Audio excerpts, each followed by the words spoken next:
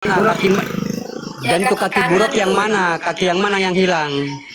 Yang kiri. Nah, yang hilang yang hilang yang zahirnya kan? Iya. Ah, yang syariatnya yang hilang. Tayat akhirnya yang zahirnya yang syariatnya yang hilang. Jadi itu syariatnya guru ya. Iya, kaki buruk itu yang kiri kan, yang syariatnya hilang dia. Saat dia berhadapan dengan Allah hilang.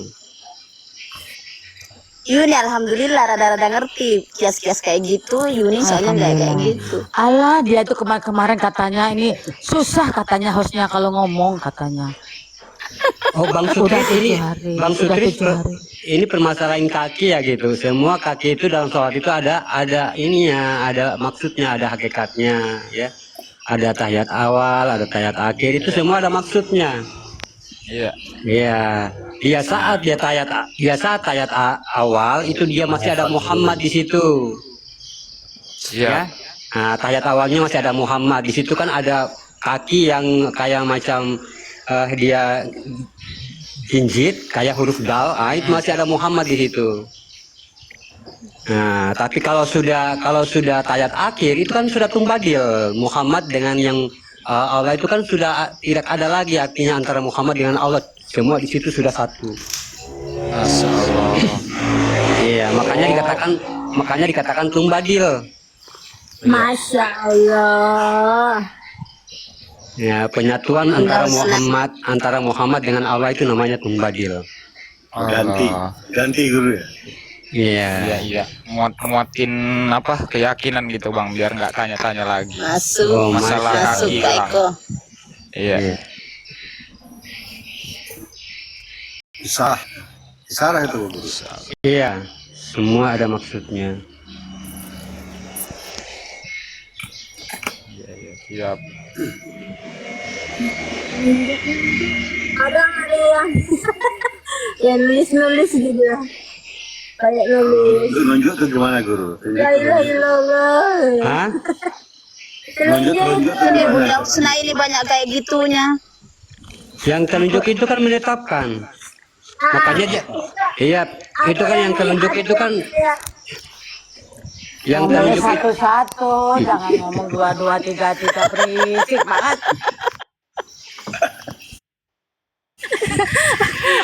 Lanjut Pak Sabar. Guru. Pak Guru lanjut. Satu. Yang telunjuk itu kan penetapan, nggak bisa digoyang-goyang jadinya. Itu Pak Tapi Guru ada kalau goyang-goyang gimana guru? Pak si Sumatera itu ada yang begini Pak Guru begini. Nah, Bukankah diberitahu di situ bahwa berdiri itu hanya milik Allah? Itu kan berdiri itu kan alif. Iya. Nah, yang saat telunjuk dia mengarah ke depan itu kan kita artinya bagaimana menunjuk di situ batin kita. Ya, kan sudah kita mengikrarkan asyhadu alla ilaha illallah wa asyhadu anna muhammadar rasul. Ya, Muhammadur Rasulullah. Nah, berarti kalau kita goyang ini kan hanya kepemilikan Allah yang kita tentukan ikrar di situ. Kenapa pula harus digoyang-goyang di situ? Kaningan itu goyang-goyang. Ya. Iya, Tapi ya kan ada itu di TV itu orang Sumatera jadi tarekot juga. Biarlah Iya. kita hargai kasihan. Pak Guru, apa yang membuat aneh itu Pak Guru kalau lihat orang sholat sebelahan itu kalau goyang-goyang itu, jadi liriknya ke yang goyang-goyang. Iya, sebenarnya sholat itu harus ada ya nggak apa-apa juga sih kalau ada orangnya yang artinya kita cukup hanya memperbaiki sholat kita, nggak usah kita urus yang lain gitu aja. Betul, biar kita lurus. Makanya di situ kita harus pakai kacamata kuda dan lurus. Ada juga kadang-kadang kalau kita sholat bersampingan dengan orang yang suka ribut ya, itu kalau kadang-kadang kan baca ayatnya disirkan, tapi ada juga yang memang suaranya itu kedengaran di sebelah gitu. Ah, nyaring keluar kedengaran tuh guru gitu. Iya, sampai dia mengganggu gitu. Nah, itu juga tidak bisa karena kan sir itu. Artinya sesuatu bacaan batinmu itu keluar dari mulutmu berarti kamu sirkan. Kenapa kamu dengarin sama orang gitu? Iya. Umi aja Bang Yuda ya. Makanya Nabi kita itu walaupun tidak kedengaran yang penting mulutnya itu berucap gitu maksudnya. Iya. Umi. Iya, ndak perlu lagi butuh mau ini hafal 30 juz, ini hafal al- lepas itu kita dengar-dengarin di teman-teman atau di samping kita yang sholat itu. Eh, Bang Yuda, bener nggak gerakan sholat itu alif lam lam ha, Bang Yuda? Gerakan sholat itu alif lam lam ha, bukan gerakan alif lam lam ha. Bukan. Dia gerakan Ahmad. Allahu Akbar. Dia gerakan Ahmad batin. Nah, gerakan batin yang sholat adalah Allah di situ. Makanya dia berdiri alif, dia ruku mim, ya. Dia duduk dia sujud itu ha, dia duduk itu dal, mim ha mim dal. Muhammad Ahmad. Mim. Oh, ya mim hamindal, Bang Yuda ya. Iya, tapi bacanya Ahmad. Ahmad.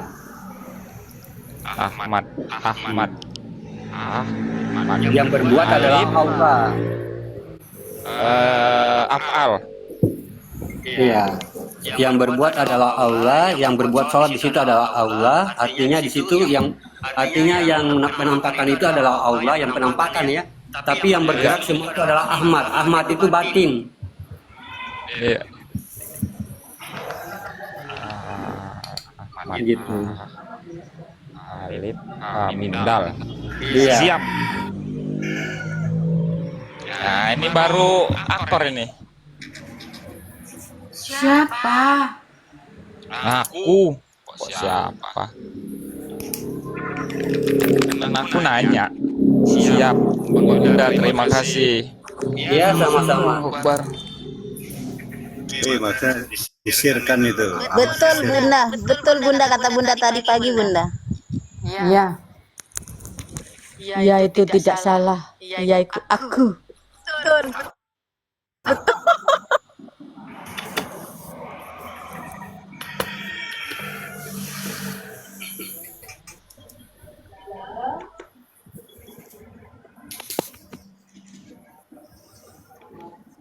Apalagi insya Allah bisa ditanya, Amin.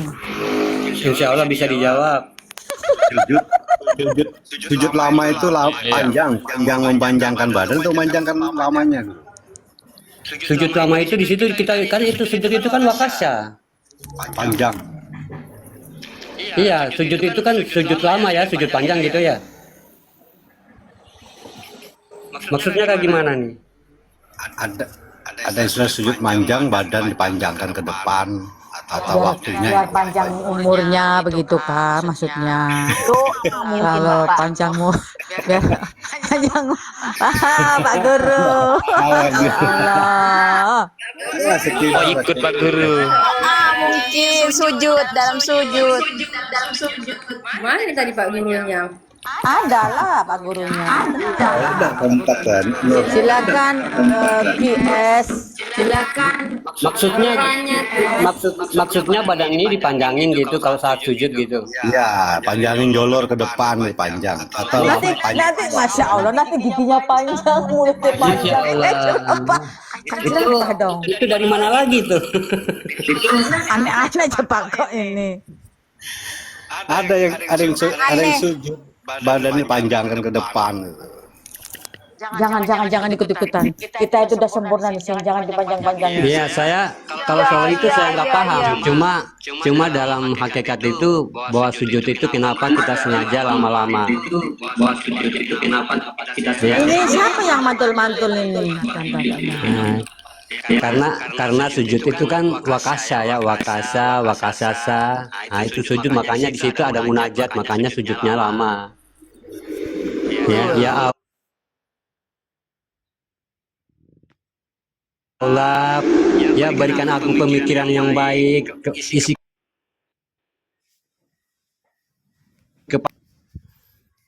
kali itu namanya wakasa. Di situ berarti ada munajat. Ya. Ada munajat yang perlu harus kita munajatkan di situ. Makanya dikatakan wakasa.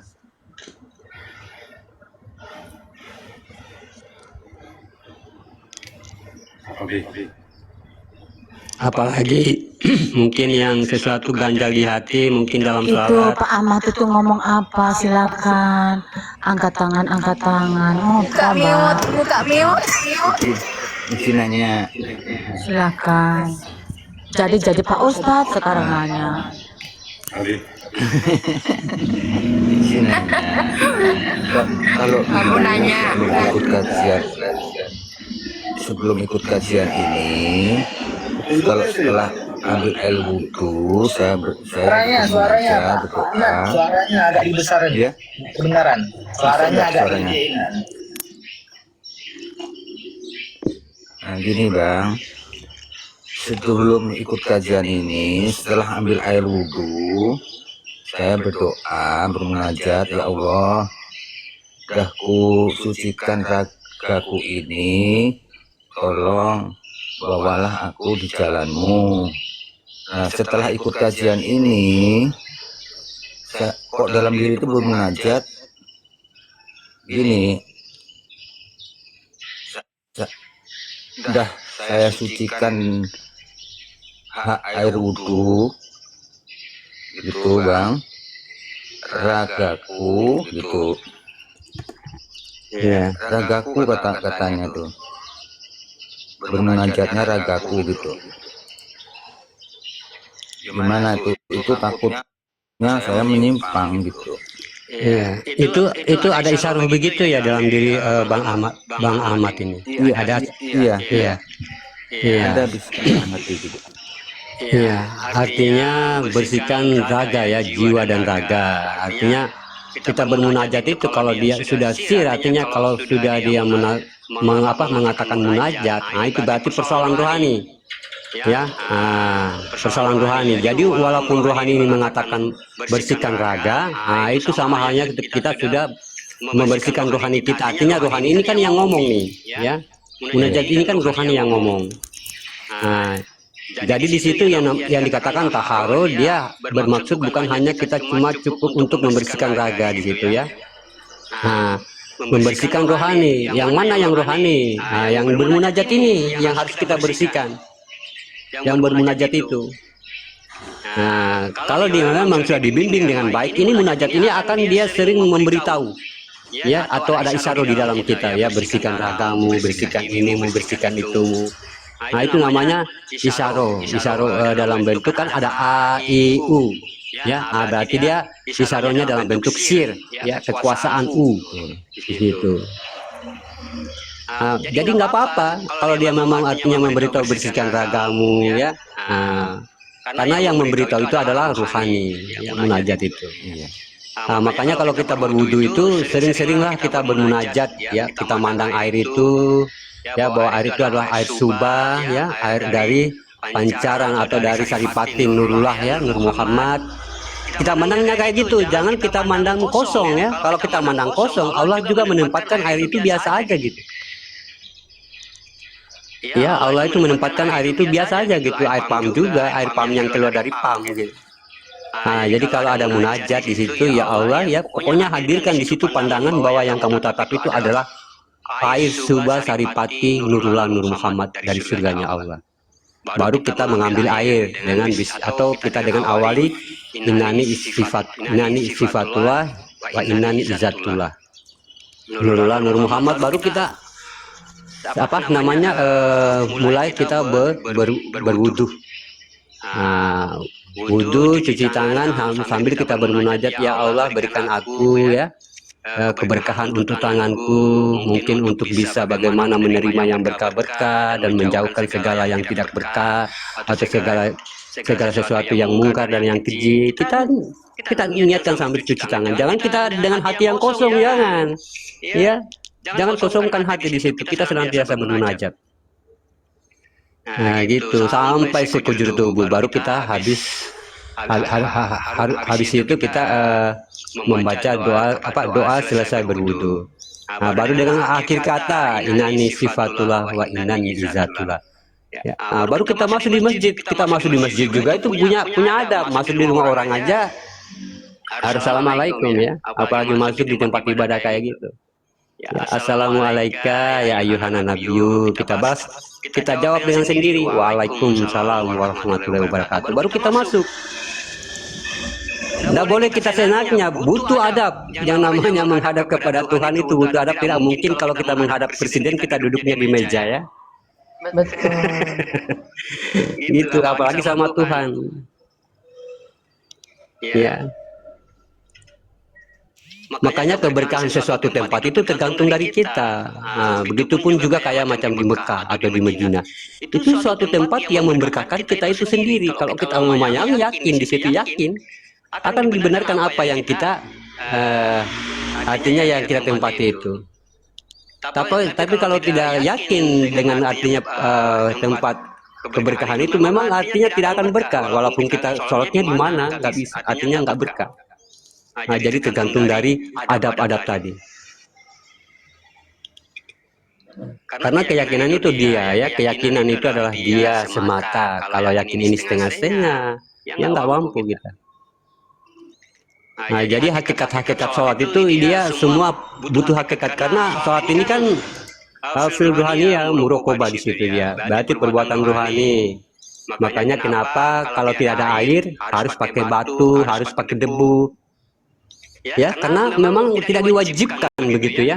Nah, kalau memang tidak ada air, memang tidak diwajibkan harus air. Karena apa? Dia perbuatannya kan ruhani yang disucikan, bukan jasad. Ya, begitupun juga sholatnya, dia kan perbuatan rohani. Makanya walaupun kamu di mana berada, di tempat manapun, sesulit apapun, kamu wajib sholat. Ya. Nah, tapi tidak seharusnya kamu sholat seperti orang biasa.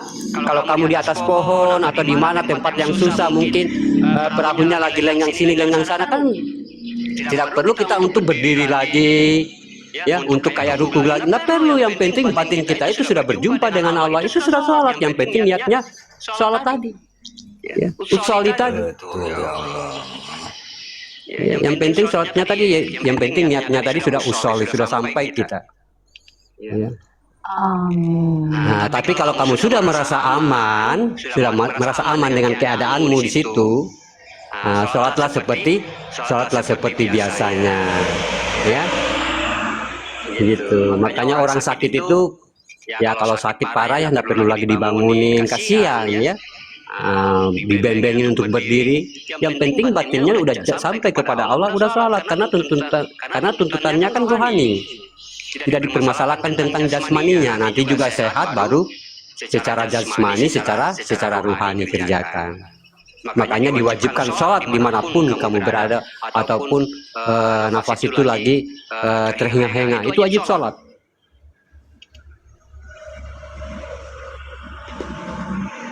Makanya saat Nabi Muhammad perang Badar ya, ini dikejar sama orang-orang kafir. Pas di situ berapa namanya waktu sholat ya, turun waktu sholat, sudah tibanya jam waktu sholat. Mereka itu dikejar itu sambil sholat. Mereka berlari-lari itu sambil sholat. Nah, gitu maksudnya dalam Al-Quran itu. Nah, sholat. Nah, setelah mereka sudah merasa aman dari kejaran, baru mereka sholat berjamaah itu. Sholat berjamaah bersama. Ya, karena memang tuntutannya adalah fil ruhaniyah atau murokobah di situ. Ya. Masya Allah. Jadi tidak ada alasan tempat. Kamu mau di lubang jarum, mau di dalam drum, harus sholat. Ya, karena tuntutannya adalah rohani.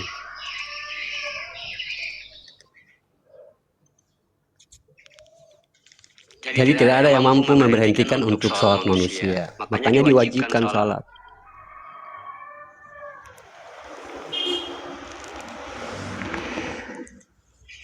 Ya, kadang-kadang juga orang yang tidak melihat atau buta itu kadang-kadang ya saking senangnya dengan sholat, saking artinya nikmatnya dengan sholat, kadang-kadang mereka itu membuat tali dari rumah ke masjid untuk mereka berjalan untuk menuju masjid. Ya, ya saking nikmatnya, karena memang orang begitu bukan sekedar untuk mencari pahala, tidak, memang karena sudah dia paham dengan kenikmatan sholat tadi. Ya. Penglihatan artinya tidak artinya menjadi halangan buat dia, karena memang wajib sholat di situ. Orang bisu wajib sholat, walaupun tidak fasih bacaannya, wajib sholat semua. Gitu. Makanya syahadat itu asyhadu alla ilaha illallah wa asyhadu anna muhammadar rasulullah, penetapan sebagai ikrar kita beragama Islam. Nah, bukan di situ tuntutannya bukan berarti lafaznya harus fasih, tidak. Ya, ini kan yang dituntut kan rohani, ya. Nah, makanya walaupun orang bisu wajib syahadat. Ya, walaupun orang bisu, walaupun orang sumbing itu wajib syahadat karena yang dituntut bukan kefasihannya. Nah, sebenarnya begitu hakikat kauli itu, Al-Quran itu, ya. Bukan dalam kefasihan. Kefasihan itu adalah bentuk amalia. Ya. Yang penting kita tidak lari dari makna, ya, dari makna Al-Quran tadi. Nah, makanya yang duduk dalam makom sholat itu sebagai imam harus fasih, dia mengetahui tentang hakikat kaulinya itu dalam Al-Quran, bukan tentang bagaimana dia merdu, bukan tentang bagaimana dia lancar dalam bahasa apa namanya. Nah, kalau dia memang indah bacaannya dan dia memang bagus lantunannya, baru dia paham dengan kaulinya, mampu menyaksikan, nah itu udah mantap tuh, luar biasa, semua dia mendapatkan. Tapi kalau hanya fasih membaca dan kita hanya paham dengan membaca, merdu dengan suara, lalu kita tidak mampu menanamkan kaulinya, artinya kita tidak mampu meleburkan ayat itu di dalam diri kita. Nah, itu sama halnya. Nah, ini memang kalau amalia itu dituntut dengan suara, ya, artinya dengan bacaan. Karena memang dia nampak kan, artinya tersurat, artinya memang amalia gitu. Tuntutan tubuh, ya, tuntutan zahir dia. Nah, gitu. Makanya kalau ada orang-orang tua baru membaca Al-Quran, ya, tidak usah lagi ya ini harus diganti imamnya. Tapi mungkin dia mampu menduduki imam itu di situ, mampu dia menjadikan meleburkan ayat di situ sebagai penyaksian para umatnya, atau dikatakan dia bisa mampu merangkul semua umatnya yang di belakang itu makmumnya. Nah, ini enggak, yang penting ya anak-anak di depan, ya. Ini kalau anak-anak di depan kalau meleset kakinya, kita semua di belakang meleset. Nah, di depan itu kan bukan berat, di depan itu kan siapa itu di depan itu? Ya. Makanya kalau satu pemahaman, kalau macam gurunya dia artinya memahamkan tentang tidak ada tujuan, tidak ada apa. Ini semua yang mendengar ini semua jauh. Dia larinya bengkok semua. Karena dari depan aja sudah bengkok. Nah, begitupun juga tentang imam sholat itu. Kalau dia nggak tahu merangkul, ini hati-hati, di belakang juga ikut. Itu kan yang di belakang itu kan yang mengikuti. Kenapa harus gitu? Masya Allah. Ya, kalau kebenaran sholat, ya. Yang penting dia 30 juz, anak-anak pandai ngaji, tiba-tiba dijadikan imam di situ, ya. Nah, yang kita dapat hanya amalianya, hanya lantunan-lantunan tadi, tapi tidak bisa menjadi ibadah. Dia hanya menjadi doa. Nah, doa itu dia tingkatan amalia. Makanya kebanyakan orang amalia itu habis sholat berdoa, gitu. Karena memang tingkatannya dia doa. Tapi kalau sudah hakikat, dia kan sudah sholat sholat itu tempat pertemuan dia dengan Allah. Sholatul fil miraj namanya, ya, tempat berpindahnya kita kepada Allah. Karena sholat itu adalah tuntutan rohani, makanya tempat pertemuan di situ, Isra dan Miraj. Isra kita dari rumah ke masjid sudah bertuhan, lalu sampai ke masjid, bagaimana artinya kemanusiaan kita matikan, berpindah kepada kerohanian kita. Nah, makanya dikatakan Miraj, berpindah, ya. Gitu. Makanya sahabat beriman, ya, tuntutan sholat itu, pemahaman sholat itu banyak sekali, ya. Dalam ma'rifat itu banyak. Karena apa? Untuk membenarkan sholat ini, ya. Yang bikin bingung itu nggak ada sujud, ya. Nah, ya, karena di situ ada ibadah, ada ilmu, ya. Berdirilah dan kamu berdirilah lalu kamu ruku di situ, ya. Nggak disuruh sujud dan duduk di situ. Karena potensinya dia, kalau orang yang tidak mampu menguraikan ini nggak ada perintah sujud dan duduk nih, kayak gimana nih? Bingung. Kalau secara harfiah, secara amalia, bingung mereka. Nantinya berarti sujud dan duduk itu karang-karang. Nah, padahal dia pedoman ilmu. Nah, berarti dia tentang Ahmad tadi. Ya, makanya perbuatan sholat itu tentang Ahmad, tentang batin. Berarti dia potensinya ilmu. Tidak semua harus amalia, tidak semua harus syariat. Semua, ya, tidak semua harus syariat. Jadi harus ada hakikatnya. Makanya zahir dan batin. Batinnya nggak kelihatan, sujud dan duduknya tadi, gitu.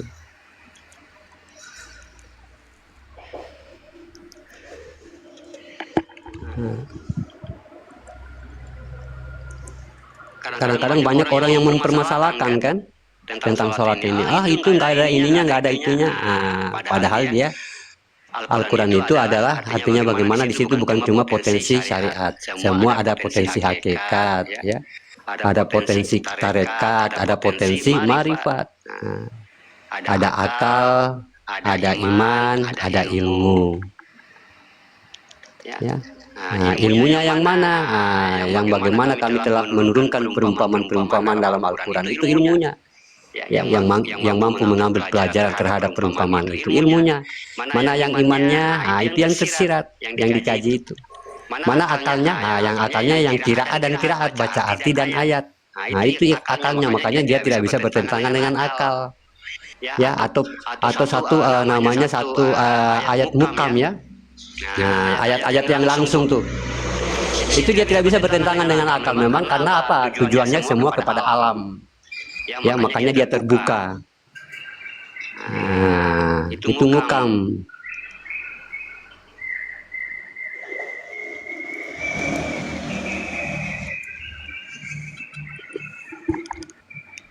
Tapi kalau secara kulimahnya berarti secara makna, berarti ilmu dia. Ya, ilmunya di mana? Ilmunya di Mimha Mindal Muhammad yang mengumpulkan ilmunya semua. Karena Al-Quran diturunkan kepada Nabi Muhammad, makanya dia yang menyembunyikan ilmu itu. Dia yang membawa ilmu itu, yang menyempurnakan 6.666 dalam Al-Quran. Ya, dia kan cuma 2.000 lebih, ya. Yang menyempurnakan itu Muhammad. Muhammad dia meninggal dunia, wafat beliau. Dia yang membawa itu. Dia yang membawa semua himpunan hakikat itu. Lalu di mana beliau itu? Kita tanya lagi diri kita. Mimdal itu di mana? Berarti dia sudah mewariskan kepada bani-baninya. Makanya Nabi itu terbalik, dia Nabi dibalik lagi menjadi bani. Berarti dia mewariskan dalam diri kita atau diwariskan kepada diri kita. Inilah kita Muhammad, Mimha Mindal, kepala, dada, perut, dan kaki. Berarti perlengkapan Al-Quran 6.666 kita harus membaca diri kita. Itulah yang tersirat. Dengan ketentuan kodrat yang ada dalam Al-Quran, tidak bisa kita keluar dari Al-Quran. Jadi sungguh indah sekali tataan-tataan Allah itu menurunkan Al-Quran, ya, menurunkan tentang hakikat, ma'rifat, tidak untuk memisah-misahkan dalam Al-Quran itu nggak ada. Nggak ada tentang memisah-misahkan. Ya, luar biasa. Ya. Nggak ada tuh istilah. Kalau dia memisah-misahkan berarti dia belum paham tuh. Ya. Nggak ada istilah kayak gitu. Makanya ya. Saya sebenarnya, makanya keluarga saya itu semua ya, tidak ada yang memisah-misahkan. Ya. Semua anak-anaknya tuh cucu-cucunya semua ahli-ahli pondok. Ya, orang-orang yang dari pondok semua keluar, termasuk saya. Tapi saya tidak mampu memisahkan. Ya, syariat saya tidak mampu memisahkan dengan hakikat dan tarekat marifat, tidak mampu. Karena apa? Makanya katanya mursyid saya ini, kalau kamu memisahkan syariat, kalau kamu hanya duduk di syariat memisahkan hakikatmu, berarti kamu beragama tidak memiliki rasa. Ya, makanya kamu selalu ada kebencian di dalam dirimu, selalu ada kemakian-makian, selalu ada rasa sombong, karena kamu tidak pernah duduk di rasa. Di situ baru saya paham. Ya. Sebenarnya tidak bisa kita memisahkan. Kalau dia bilang kalau kamu hanya duduk di syariat, kamu dominan nanti akan merasa sombong gitu ya. Merasa sombong karena apa? Kamu tidak ada rasa di situ. Ya. Bagaimana harus saya merasakan sesuatu yang rasa itu harus kepada hakikatnya. Nah, tentu dengan rasa. Bagaimana untuk kita meleburkan rasa itu? Nah, tentu ada jalannya, tarikatnya. Semua tubuh ini pasti ada pemiliknya. Nah, itulah marifat, karena ada nama, ada pasti ada kodratnya. Tidak mungkin ada nama lalu tidak ada kodratnya. Nah, ya, makanya kamu jangan, oh, ini syariat kamu. Ya, siapa yang mau ninggalin syariat? Tidak ada. Semua sudah mantap syariatnya, makanya diizinkan lagi di hakikat. Ya, bukan bersyariat tanpa hakikat. Ya, karena semua itu dari saya itu artinya semua keluarnya dari pondok. Ya, tapi selesai dari pondok yang menuju hakikat itu, karena sudah apa? Sudah mantap wal zahiru rabbi wal batinu abi tadi. Sesungguhnya tidak ada yang kelihatan dan tidak ada yang artinya yang kelihatan, tidak ada juga yang hidup itu selain Allah itu sendiri. Nah, tidak bisa kita memisahkan. Masya Allah. Makanya buruk itu kakinya 4, ya. Nah, kakinya 4. Yang di sebelah itu dia sembunyiin, ya. Kaki di belakang saya rasa itu yang bagian kiri disembunyiin, ya. Menampaknya cuma 3, ya. Nah, itu biar jelas, makanya yang membawa beliau itu ilmu, ya. Nah, dia lebih cepat daripada cahaya. Ya, makanya ilmu itu adalah pandangan. Makanya pandangan itu kalau kita dengan kelajuan mobil atau motor, pandangan sudah di sana, motor masih jalan. Nah, begitupun dalam sholat, kadang-kadang kita ketemu para imam-imam yang laju tuh, ya, sujud, berdiri, sujud, apalagi taraweh, ya, Masya Allah. Nah, itu mereka sudah menyaksikan dengan pandangan tuh.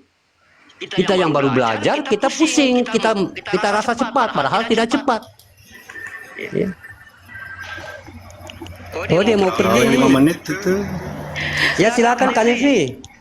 Nanti lagi ya Pak Guru. Oh iya, nggak apa-apa. Nanti sore. Iya, Masya Allah. Insya Allah Iya, jam iya. 3 udah di rumah waktu barat, waktu Indonesia. Iya, iya. Oke, Kak Nevi. Berkah selalu semuanya. Makasih. Wassalamualaikum warahmatullahi wabarakatuh. Sehat selalu Pak Guru. Amin. Banyak rezekinya. Amin. Bahagia selalu Pak Guru. Waalaikumsalam warahmatullahi wabarakatuh. Waalaikumsalam.